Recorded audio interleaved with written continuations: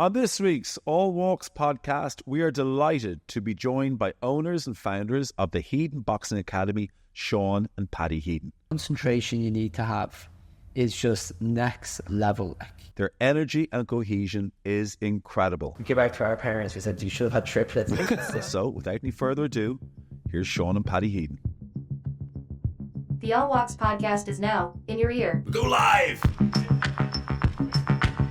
Well, here we are in the beautiful Vico rooms, and I'm delighted to be joined by a set of twins, Sean and Paddy. Who's who first? Well, you're Paddy. There we go. Well yeah, done. I know Sean because obviously, you know, you're everywhere in social media. You've got a great business. I think a lot of people look at your business model and what you do, and we're very impressed by it. So it's great to have an opportunity to chat. No, thanks, Greg. It's great to be on the podcast. Me and Sean, we listen to it regularly as well. So we're honoured to be. We were just saying, we've been listening to James McCormack's episode, Ronan Flood, he's a good friend of ours, Steve Crosby, so we love it. Oh, good. Listen, thanks a million. I really do appreciate it. But I'm fascinated by your business, and I'm looking forward to getting down and talking through how you created what is the Headon Boxing Academy. What's it like being a twin, Paddy? Being a twin is great. I think we both complement each other a lot, but I've got a lot of benefit from it. Going back to school in St. Michael's, Sean was always an A student. Any of the teachers would stand by that. I was always a D student. Okay. Not because I was misbehaving, I wouldn't put the work in. And it was only after junior cert, got into boxing, would have learned a lot from that, say with discipline, hard work. And then I said, okay, I'm going to apply what I've applied to boxing. I've had relative success in boxing to my studies. And then going forward from fourth year onwards, I have never written my own essay. Sean would write every essay. He'd give me an A student essay. He'd hand it to me and I'd put it down. And thankfully from doing that, I got the whole way to Trinity with Sean. So I've gotten lots of benefit. The guys in school still tell stories whereby Paddy would be sitting at the back of the class. He'd have his hands over his ears.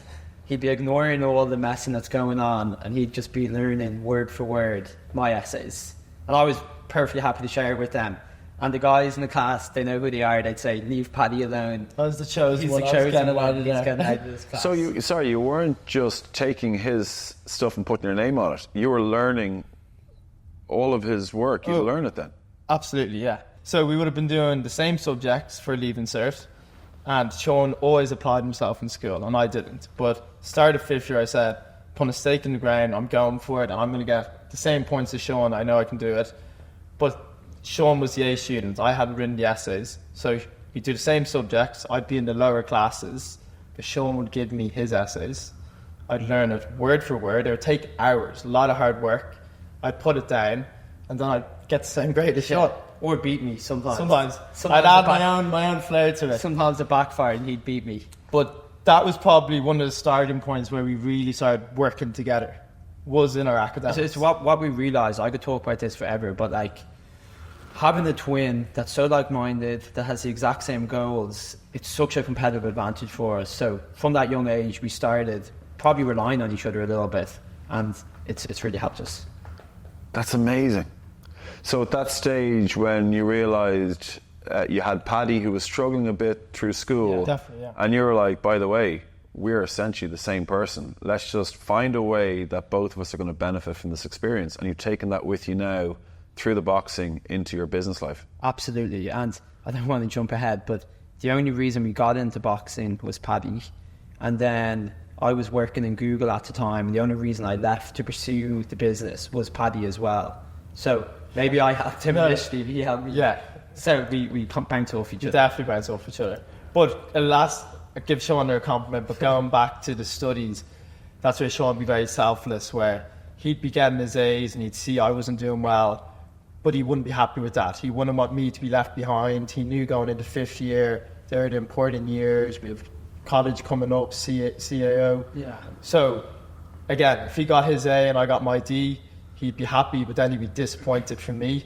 So again, our teamwork definitely helps us. Yeah. And when it came then to the leaving cert, how far off your points was you? So I did edge him in the end. I think that's only fair, but I think there's only 10 to 15 points in it. Both got over 500. But yeah, Sean got me by around 15. You got over 500 points. Yeah. From your junior cert being a D. And I don't want to go on a detour here, but in my junior cert, and Peter, you know as well, but I definitely wasn't the most academic. I would have got NG, okay? This is impressive. Less than 10% in pass art, pass science. I just had, my head was so far from studies. I really enjoyed playing rugby, but it would lead us on to the boxing chat, but we stumbled upon boxing in transition year and took so much from the sport in terms of confidence. And like you hear with a lot of boxers, it teaches you a lot of lessons. Discipline, hard work. There's nearly like a formula. I was like, wow, the harder I train, the more sacrifice I make, I'm getting better at boxing. I'm winning fights. It was like a light bulb moment went off in my head. And then I was like, okay, I'm going to take that formula and apply it to studies. And I had to read that help there. And we were taking that formula, and that's what we apply to our work today. Yeah. We're going to say that now. But it's all sorry, I don't see that as being any way weird. I see that as being remarkably special, that the bond between the two of you meant that, again, you know, you were there to help each other out. And life growing up for you two guys then, in and around the house, I know Jamie, your brother. Yeah. You're all very close. You're all very athletic. You had a good time growing up together? We had a great time. We have a younger brother, Adam, as well, who'd be about 6 years younger than us, who also went to Michael's. So we all got on extremely close. Yeah, really, really close. And then it's only when you piece it all together, but take Jamie's being a brilliant role model for us. He was the first person to enter the fitness industry in our family, and he definitely paved the way for us, made it a much easier transition. So absolutely, we all still to this day, we work very closely together and we get on very well. Yeah, Jamie's got an incredible career, and even himself as a CrossFitter. Yeah. I mean, you watch some of his videos and he's just an absolute machine. He puts us to shame. We don't want to stand near Jamie on a beach at a family holiday. Yeah, but I'd say if you had a one-on-one, I'd say you'd find a way to win. Two on Paddy. one. If we land the first punch, we have a chance. But yeah, if he gets his hands on us. Would you have a feeling, let's imagine now, Paddy, you're about to get married, and I know, obviously, Sean, I hope you're the best man. I am. Yeah. Okay, thank God for that. And, you know, you've been apart, so as tight as you are together, and you're obviously exceptionally tight, that somebody who isn't a twin can't experience. Would you ever get a sense, when you're separated from each other, that, do you know what, I need to give Sean a call, I've got a feeling he's had a hard day, and you'd ring up and he's had a hard day? No, not on that one. So I know people say that they had a feeling when something happens to their twin, or wouldn't get that, but we'd know each other very well. So I suppose like anyone you know very well, but if I see Sean walk into the room, if I think he's stressed, I can read on his face type of thing. Yeah. But by no means have any psychic powers or anything like that. So I'm going to go to you first, Paddy. Yeah. Why and when did boxing come into your life? So it came into our life properly when we were in transition year. We played rugby, and then in transition year we had more time in our hand and we wanted to take up a martial art. We didn't know what it was, and we definitely didn't have any intention of necessarily pursuing it seriously. We just knew going in transition, if we had time, we'd like to take martial art. Our dad would have competed at a high level in judo. Even when we were in junior school, I remember him going to judo competitions, or we'd go to watch him. So having that martial art influence was definitely a factor. Jamie competed in judo as well. And then also a big influence is we actually watched probably the Rocky movies on repeat for a lot of years growing up. You know, you're inspired by those movies, weren't you? Absolutely. 100%. And then one thing Paddy left out there, another big reason is because boxing is done by weight classes. So we always played rugby. We were okay with it being on the B team. We put a lot of effort in, but we were always really light. We were born premature, I won't go into that. So like when we were in 6th year, I think we weighed like 42, 43 kg. We were tiny. So we wanted to go into a sport that basically rewarded what was a disadvantage in rugby, being petite. In boxing, it's done by weight class, and it kind of left the playing field out. So our weight was a big disadvantage in rugby, but all of a sudden it was an advantage in boxing because we're in the lower weight classes, but we've grown up playing rugby with people twice our weight. So we were stronger than certain people we were coming up against. Okay. So that definitely helped us. Absolutely. So the Rocky movies were an inspiration, and you started boxing. So what was that like, and how quickly did it take for you guys to get the bug? Paddy? Or Sean? Sean, you go. So I think we got the bug really soon. Again, we went from a sport that we were okay at to all of a sudden we were playing in a sport that it suited us. We were aggressive, we liked getting stuck in, we had no problem with training hard. So it seemed like a perfect fit, and we were always told we were good at it. It's such a big thing. You got positive reinforcement from your coaches back then. You train harder, it's a really positive cycle. So from day one, we were hooked on it. We never thought we turned it into a business or a career, but we definitely knew walking out that first day that finally we found a sport that suits us down to a T. Paddy, did you find a particular competition where you and Sean or one of you competed and it went so well, you're like, you know what, we're good at this and we're going to take this like to the next level? I wouldn't say there was one competition or one moment. There was, going back to what Sean was saying, there's nearly each week. It was such a foreign sport to us, taking up initially. A lot of people take boxing up when they're 4 or 5. So taking up at 16, we were considered quite old to be entering the sport. But what we did do is, month after month, we just knew we were progressing. Boxing, when you're competing in boxing, it's not necessarily the business we're in now, but when you're competing and we're using it as a sport, you learn pretty quickly. You're either winning the round and you're not taking too many punches, or when you're losing the round, you know you're losing. You're taking headshots, you're taking body shots. So as the weeks and months went on, started realising we probably weren't taking as many shots and we're giving more out. And then we just kind of kept the foot down. Talk about a sport that gives you instant feedback. You want, sometimes people can play a game of rugby and they don't even realise they're making a mistake until they're watching on the tape. You make a mistake in boxing, you get hit. What else do you need to know? You're talking about the aerobic fitness, which I completely agree with, but it's the mental fitness, the concentration you need to have is just next level compared to any sport. The pressure of an opponent walking towards you, knowing they want to inflict damage, it's overwhelming. It's constant.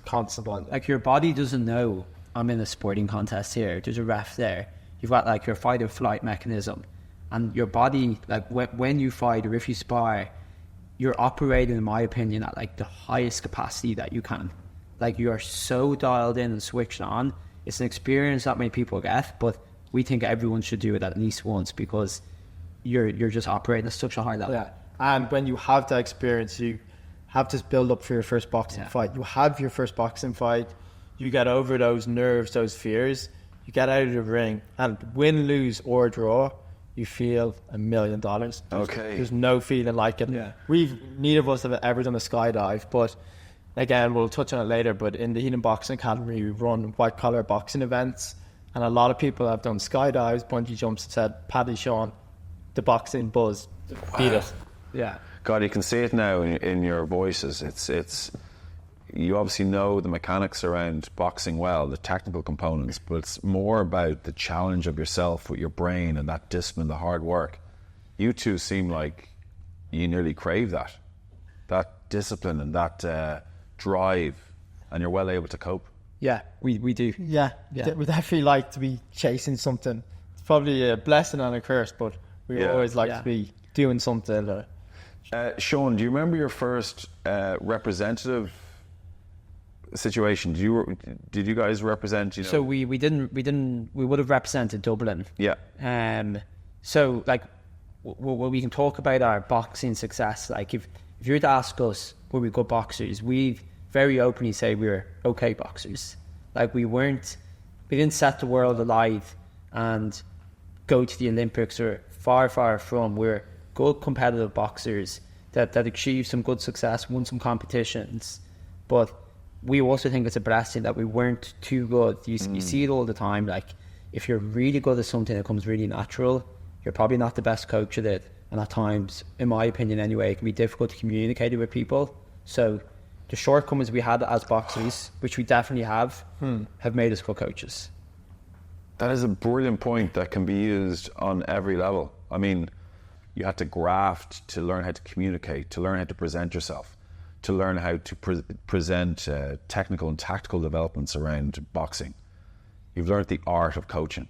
Yeah, and it is an art, 100%. It's something that I think isn't appreciated enough, but how to communicate with people. You know about it from everyone, like player management and everything, but it's an art, definitely. Interesting. You're getting me thinking around skill acquisition. So when you look at skill acquisition, the very start is that cognitive stage of development, that motoristic stage where you're learning the technical part of a punch, all the way to the autonomous stage where you have the individual has to make their own decisions because they understand how the mechanics work. When you're coaching, which sort of area do you sit most in? I think you start with the fundamentals, and you build your fundamentals, you build your technique up, and then over time, people develop their own, we call it your boxing IQ. They learn to start thinking for themselves. But if you're teaching someone to boxing, it needs to really nail their fundamentals down. Yeah. And with boxing, and a lot of martial arts, probably most sports, it's repetition. And then again, you eventually develop your own boxing IQ. Yeah, it's interesting because, you know, as a coach, there's times where you're going to have to be very much prescriptive and say, like, today's session, you're learning at this right jab. No, you got, you know, the very minute detail where it's a hip extension or their ankle movement as they're throwing a punch. That's a really big part of boxing. But then some days you might go in and you're actually teaching them more about how did that feel. And it's also a person by person basis. Like some people want and need that detail. Like that's what gets their mind ticking. Whereas other people, we see if we go into that detail, they'll lose concentration. It's just, they're not into that. So I guess it's a person by person scenario. They also say as well, your boxing style can reflect your personality as well. Okay. And it's probably a good one for me and Sean, where I'm probably run through the wall in boxing. Take two punches, give one. Yeah, take two to give one. I'd be very much a go forward fighter, bring the fight to my opponent. Where Sean's thinker, he'd analyse a bit more, he'd dance around the ring. So we might be identical in a lot of stuff. Our boxing styles, very different. I think I'm getting the vibe at the moment that you would run through a brick wall and you would look at the door and realise I'm at the door and go through. Absolutely. That's a good analogy. But together it works. That's it. Some scenarios you need someone to open the door, and other times you need someone to say, you're going to push on. Yeah. But I have frailties. You know, we all have frailties. Imagine if my frailties was my twin strengths. Jesus. I know. I mean, you guys are just blessed. We're fortunate. We are. So, do you remember when the two of you said, oh my God, we're going to get into business here. Let's run a boxing academy? Yeah, so like our business is quite different to everything we've talked about, okay? So we've talked about like the contact side of boxing, but our business is predominantly 99% of people that walk through our doors, they do non-contact boxing and fitness classes, okay? Yeah. So we basically, we boxed for so long, we saw all these benefits that we told you about, and we tried to get our friends to come down and do it with us, or our girlfriends. And they wouldn't want to come down, and understandably so. Like the only way you could join a boxing gym is if you had to fight, and they were a little untidy. They weren't the most presentable. They weren't the most welcoming. So we basically came up with the idea that boxing is such a good workout, but it needs to be made more accessible for people. They need to come down and know, look, you don't need to fight, you don't need to do contact. You can get all the benefits of boxing in a much more welcoming and friendly environment. So picking that point up on what Sean was saying there, so when we set up the Headon Boxing Academy, we didn't necessarily have a light bulb moment, but we did feel we identified a gap in the market where there were competitive boxing gyms, which are amazing places, but as Sean touched on, not everyone wants to put boxing gloves on and jump in a ring. Then on the other end, there'd be a very much like a boxer size class where you'd be doing star jumps, punch in the air. You wouldn't be getting the proper fitness benefits, and you wouldn't be learning the self-defense aspect. So we decided there's space for room in the middle where you can have people, real boxers, coaching it, that are teaching proper form, proper self-defense. And then in terms, the better you box, the fitter you get. Okay. So if you walk into our gyms, you'll see men, women of all ages. They have never stepped foot near a boxing ring, have done no contact, and never will. But we actually have to get you down to a class grade. But you'll walk in and they'll be looking like real boxers. Incredible. Like we're even amazed. We turn around and we're saying, these guys are getting so good. We are. Yeah. But once you box correctly, you really access the fitness benefits. That's like a key point, like, because so many boxing gyms across the world, even boxing fitness gyms, they don't teach people correctly. And then their retention of clients isn't good. They churn clients all the time. Okay. You've got to teach. It would be like, imagine someone was teaching me to play rugby, but they didn't really teach me properly. And I was passing the ball like that. Yeah.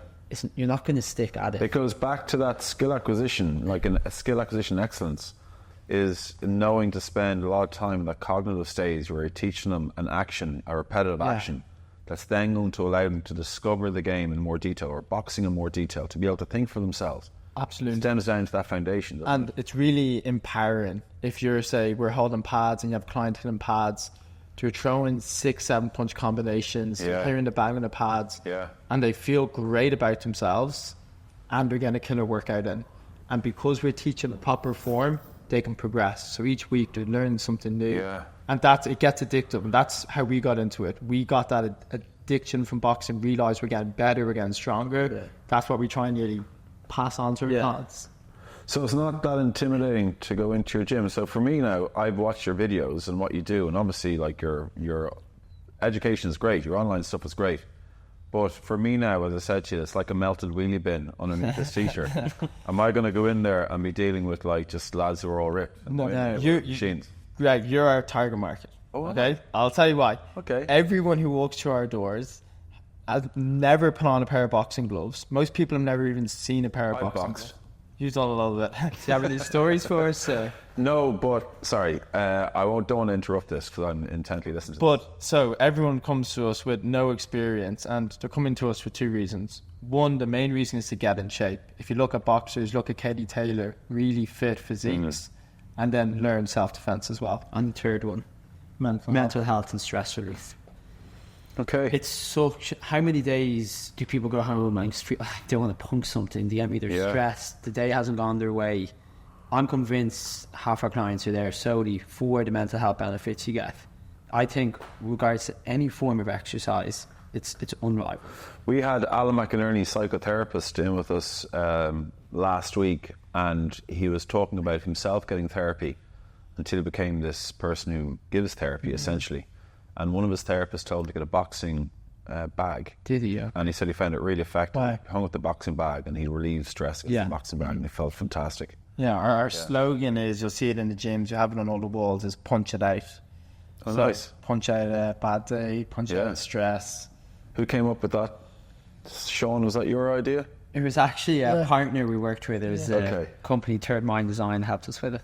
Yeah, that company as well. They've had a contributing factor to your business. So shout out to them. Yeah, absolutely. And you obviously have a lot of help to get to where you are. And not just financial, but people that you can lean on. Jamie's one of them, who can help guide you. I'm sure your dad can help guide you as well around how businesses run. Yes. It must have been very important at the start. Absolutely. Something we're really proud of is we've bootstrapped the business from day one. Okay, so we haven't taken in a single cent of investment from anyone. Okay.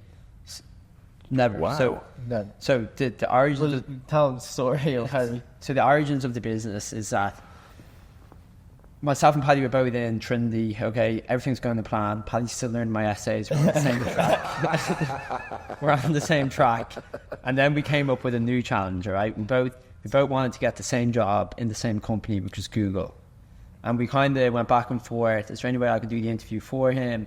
That's not above board, so we didn't do that, okay? But we were both prepping for the interview at the same time and had it on the same day. So they knew we were twins, okay? So what they did is they were like, look, this is a unique scenario, two twins trying to go for the same team. So in order for it to be fair, we have to interview you at the exact same time in different rooms, just so you can't compare notes with each other. So amazing. That was our kryptonite. We were like, they figured out my system eventually. Your system is flawed. So long story short, I got the job. Unfortunately, Paddy didn't. Okay, he had job offers from the likes of like Deloitte and Qualtrics. Yeah, I was employable. I still. And Paddy's the one that took the risk. I got to leave Trinity and go into like a prestigious company, working a tech sales role in Google. It sounds really good, and Paddy was the one that took the risk and set the business up. Okay, I'll talk about that in a second. And it goes back to us working as a team. From day one, we split my salary, okay? So Paddy would have been earning like just a little bit of money, but more or less nothing from the boxing originally.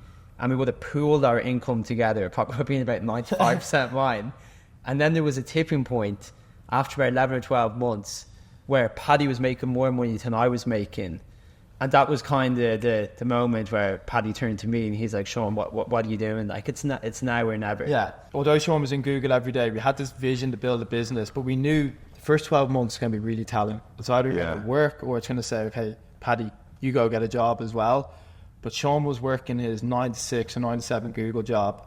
He'd be in the gym till 10:30, 11 with me. He'd come from work in his suit, change, put on his coaching gear, and just head down for 12 months. So although we weren't doing the same jobs anymore, we were still very much head down for the first 12 months. Don't look up. That point, I can't say that we talk about it all the time.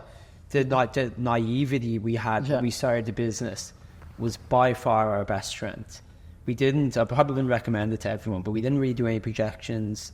We didn't really look forward. We'd literally look day by day, and if we had like one extra client join us, or we got a good Google review, like that would be enough fuel to keep us going for the whole month. Yeah. And it was just build, and then one day we looked up, and I guess the first milestone for us was for me to leave Google, and we arrived there. But I'm convinced if we put too much thought into what we were doing, if we planned too much, we probably wouldn't have done it. God, it's fascinating. Yeah. That is literally how I described the first 12 to 18 months. Just tunnel vision and just don't look up. As if you're just looking one step ahead. And then, like someone said, looked up and we're like, this actually might work. I was cycling up, had basically no clients starting off. I should have taken the job in Google. Yeah. I should have taken the job in Qualtrics. We didn't get the job in Google. I said Google. Annoying. But it worked hard, man. What did you bring, Sean? When you came from Google, did you bring some of your learnings from Google? What was your strength that you brought to the combination here? Yeah, you learn a lot of things working in a superb company like that. Sales skills, it was all, at that stage, it was all sales over the phone. I think as a business owner, I used to kind of be, scared of selling and scared of the phone. A lot of people are scared to pick up the phone, to talk to people. It's a really valuable skill we picked up. And then within that company, I learned a lot, say, from my manager and the team and how they structured everything and the organisation. So you got a little insight into what's like a leading company doing and how do they organise it. It allowed me to bring some of those learnings across. And then, Paddy, to you, when you had that first chat, when it was very clear that you were definitely leaving Google, you were moving forward, and as you said, that was a time that you weren't just looking down, you began to look up. What sort of roles did you map out for each other? Was one more finance and one more people front of house, or how did that work? We probably didn't necessarily distinguish roles like that. For a while, yeah. Yeah, it was more, we'd made progress in the first 12 months, and although Sean was definitely contributing, I was doing a lot when he was obviously working in Google. So we just thought we could move at twice the speed if there was two of us. That's so weird stuff. But there wasn't much thought. There's no again, we didn't have a really detailed plan. We just said, okay, we think this is the next step. But there's a lot to be learned in that, because so often we're told about forecast and planning, and the most important thing, like, it's very clear you've done. You've built foundations that are incredibly strong that will last the test of time. By being in the moment and by getting that detail right in your first year, it's probably set you up for longer than you can give yourself credit for. Yeah, the sweet spot is somewhere in the middle, like planning. Now we realise how important it is to plan. Yeah. It's more just our personality. We talked about earlier with the boxing. The reason we liked it is because we were good at it and we were getting complimented and we were getting that positive reinforcement. It's the exact same with the business. Even to this day, we just need every time we get a new client signing up, although it's a big business now, we probably still have the exact same buzz we had from day one. And in that first year, we'd get so much energy from seeing a new client come down because, like I said, everyone who comes to us still to this day, but particularly then, they'd never worn boxing gloves. They'd never boxed. And why would they? So we'd put gloves on them, and after 2 or 3 minutes of them hitting the pads, we'd see in their eyes what we see in boxing. Exactly. And that would be the moment. You two lads are hilarious. That's what I was going to say. No, but exactly. But I'd even say it back to you, Greg. Imagine you were in Ireland and no one has ever played rugby. Ever. Yeah. Ever. I went to America and coached rugby there, and I know what it's like. But you get to shape their opinion of the sport. You get to shape how they're taught. Yeah. And like Paddy said, you can see it on their face that they get it. So if I'm somebody who's looking to check Headon Boxing Academy online or hear about it and go into it, what will I experience from you in terms of your coach, I suppose, nuances? What would I expect from you? How is your style? What's your style of coaching? Yeah, so there's a lot of coaches that work with us now, some fantastic coaches. Myself and Paddy are still very involved with the coaching as well. But the most important thing with any coach is a really good personality, okay? They need to be really good personality. And by that, I don't mean someone like really extroverted. Yeah. I mean someone that's like a nice person, someone that will listen, okay? We made the mistake in the past where we hired coaches that had all the boxing expertise in the world, and we thought we could teach them the other things, which is completely the wrong way to do it. You can teach people how to teach boxing, okay? But you can't teach someone to be really nice, to be dedicated, to be a good listener. So that was also a light bulb moment for us. It definitely changed our recruitment strategy. I feel I'm on a TED talk here. Seriously, because like you said it yourself, this isn't your thing. You don't do podcasts, no, you know. Never. So I'm really grateful you've come on, but it's a chance for you to talk about what's been a fascinating journey and a successful one. What year, Paddy, did you open up the doors for the first time? If I'm right saying July 2017? July the 3rd, 2017, yeah. July 3rd, so 2017. We finished our exams in Trinity and we went away for a couple of weeks. And on the Monday, Sean went into Google for his first day. And then on the Monday, I opened the doors to the HBA. But what it was at the time, it wasn't anything. So there's 2 hours rented off Jamie, his gym. So it was at 8:15 on a Monday and a Wednesday in the evening. Turned out it's the graveyard hours. No one wants to come to the gym at 8:15 p.m. in the evening. They're finished today. But they were the hours available to us, and we took them, and we basically started off. We had 2 classes a week, Monday evening, Wednesday evening, and in the middle of the day, we tried to do some personal training. And starting, like, again, it's a bit of a blur, to be honest, when we think back, but starting off, we would have had very few clients. You might have 5, 6, 7 people showing up max, and then it's kind of a snowball effect. It was that thing as well, though, going back to that point. Every time we got someone down, word of mouth, from the very start, we could see people, they've never boxed before, and they're seeing the fitness benefits and mental health benefits of boxing, and they'd bring a friend. What we knew is if we could take these so-called graveyard hours and make them successful, it's only going to get easier. But, sorry, one thing I think is really important to say, we talk about, well, I often refer to as unfair advantages we have. One of them is being twins, okay? The other thing is, say, having Jamie as an older brother. Yeah. Not many people have the ability to turn around and have someone that can open their doors and say, look, I'll give you these hours, I can help you structure your classes, I can do X, Y, and Z. So, for those of you who are listening, Jamie's gym is called? Chapter 2 Fitness. Correct, and a very successful gym. Very successful. CrossFit gym? It's CrossFit, and it's moved more towards like kind of more mainstream strength and conditioning as well. So once upon a time, it might have been a place where like the top athletes in the country go to train. It does still cater for them, but again, it caters for you and me that want to really get into weights as well. Okay, God, incredible stuff. So you had 5 or 6, maybe 8 clients at the start. You were the only employee. Yeah. How many clients roughly do you have now, and how many employees do you have? So employees, we'd have about 18, and then clients, there'd be well over 1,000 active clients. What we've done since then, what we've tried to do is like constantly develop our business. So, like I said, our main clientele are people that come to the classes, just like they do yoga, Pilates, or spinning. They come to boxing to use it for the boxing and fitness purposes. We do a lot of work with schools. We do summer camps for kids. We do a lot of personal training. And then after COVID, it's something we talked about, but like we felt people were dying out for an experience after sitting at home for so long. Yeah. I think COVID really resonated with people, whereby everyone always says, I'll do this one day, but all of a sudden they were locked in their doors. So we set up a separate business that's completely different to what we do here, and it's where we actually put on, we call it Fight Camp, okay? And we take in 30 people that have always said, look, I'd love to have a boxing match one day.